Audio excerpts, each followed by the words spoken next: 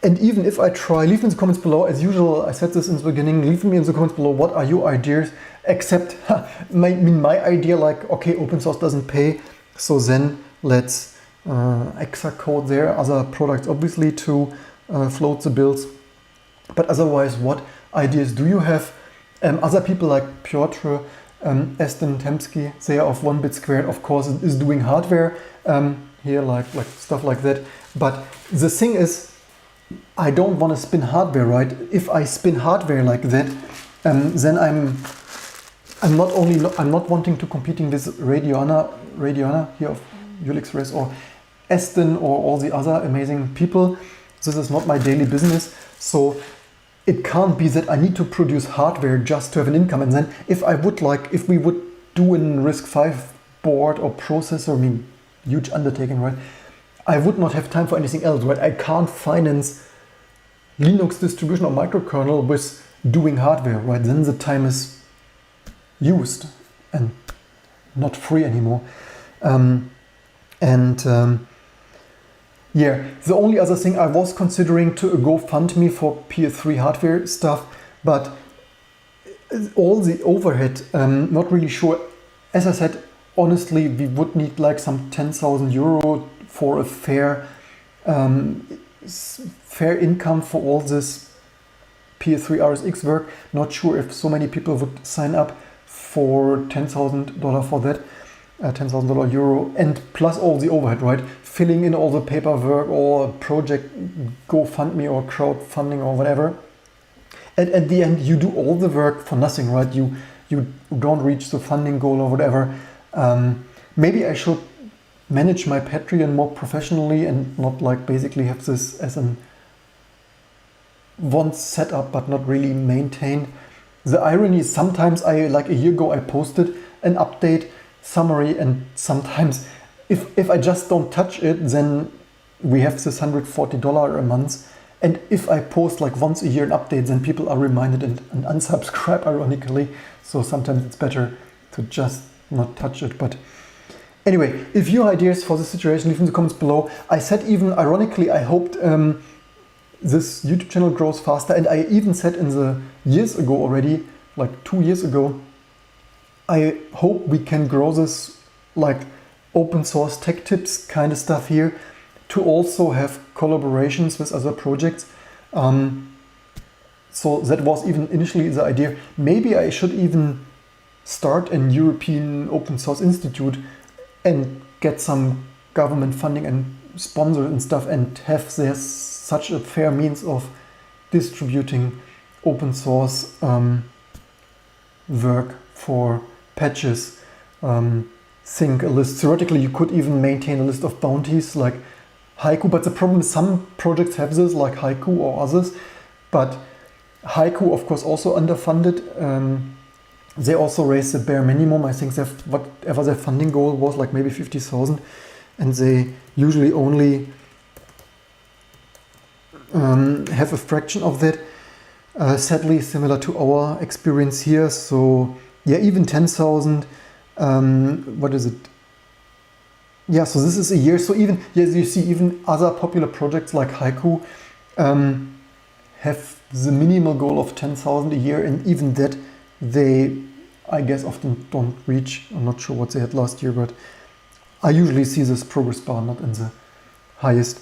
And honestly, with 10,000, you could only do some graphic driver, not like Sync P3 RSX, not like a whole OS. So even that is just a tip into the tip jar there.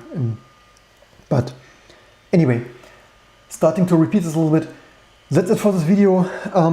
I have a junior to care on this Sunday evening. At least some progress here. I hope you enjoyed this, and I hope to see you soon for all the next videos. We probably, maybe even later tonight or tomorrow, there is more discussion to come, general security and state of stuff. So this Let's Talk series also, because I simply want to spread awareness of certain topics like security and stuff. But anyway, that's it for this video. Thanks for tuning in. Don't forget to share, like, and subscribe. And I hope to see you soon for all the more amazing stuff to come.